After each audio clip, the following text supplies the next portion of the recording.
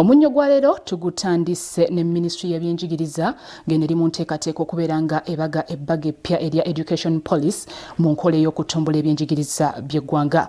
Kyabazinga wa Busoga William Gabula Nadyopo wokuna bw'ati avuddeyo n'asaba gavumenti okubeera nga eteeka ennimi enzaaliranwa ku curriculum okusobola okutumbula empisa kw'ossa n'obuwangwa.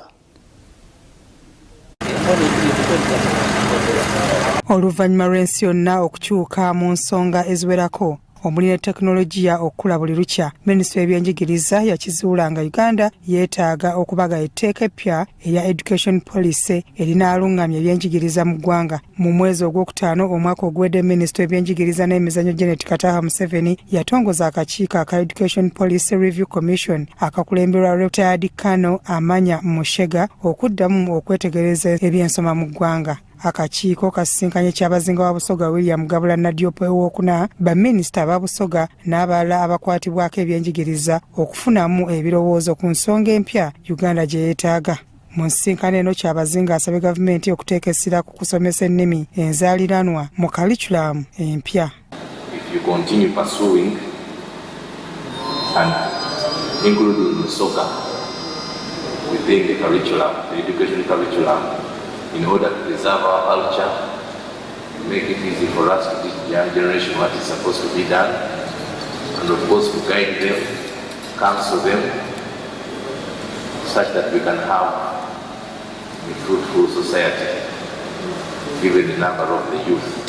Ono asabye gavumenti okuddamu okubbuulula amasomero ga nnansangwa n'okuzimbira abasomesa ennyumba. Our primary, secondary, vocational teachers are walking long distances to school, which is hindering a lot of development in terms of having passion for educating the young generation. Would be very glad if you set up facilities for them. For instance, the teacher quarters, such that you can find a way of reducing on the long journeys of 10 kilometers. Katuukiro wa Busoga Dr. Joseph Muvawala era nga yamyuka ssentebe w'akakiiko agamba nti ebyenjigiriza mu Busoga bisebengeredde nnyo ng'eno ensonga lwaki akakiiko katandikiddeyo. Tulikwenda ebika byonna biveeyo. Kiki ebirijja okola ku balenzi n'abantu abakulu abafumbiza abaana abato n'abantu abakulu abalikuwa abaana abato amabonda.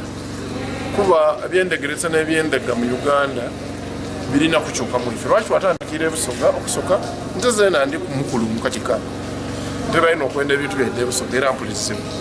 Ekyokubiri nti Busoga neri kusinga okuba ni obubonero obulaga nti ebyokusoma byaffe birisebengera.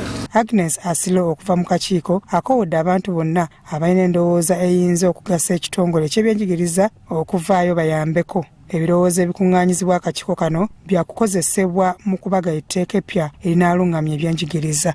Any individual can stand out, can come up with an idea that is helpful in leading us to the direction that we need. That is to have a robust education system that is relevant for the time that we are in. Tukuna n'Abasoga okuwa Uganda amagezi.